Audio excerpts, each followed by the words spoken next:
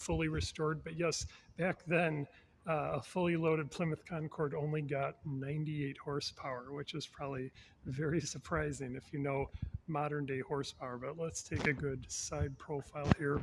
And the name Plymouth is actually the first European settlement, or one of the first European settlements of the United States. And then Concord was one of the peripheral cities, one of the first cities of Plymouth, Massachusetts. So that is sort of the history of why they use this name. And then one thing, if you know, kind of Chrysler, they came back out with the Concord, the Chrysler Concord, but with an E on the end. That's not the original way it was supposed to be spelled, but definitely nothing like the original 1951. And then another thing, similar to how a lot of vehicles had governors for like how much fuel usage in the 70s and 80s during the oil shortage, there was actually a metal shortage in post-World War II. So this had a different problem.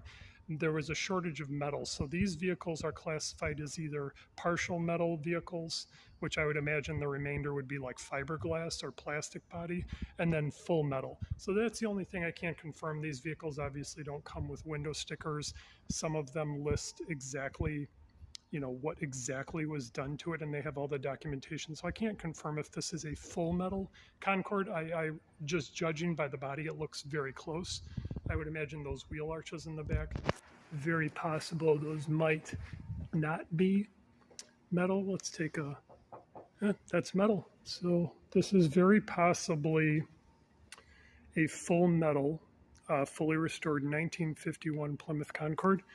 And you will love the interior on this because it has sort of, I wouldn't call it a marble finish. So if you touch this, it's got that sort of, you know, if you've ever sat in a Lincoln before, it's got that sort of, you know, fake marble wood interior. And then actually, it's got a little fan here. This is pretty cool. I just saw that. And then it's got an ivory steering wheel. And then the cool thing they did, they put a modern, looks like they put a modern Kenwood CD player in there. So they probably park this at the summer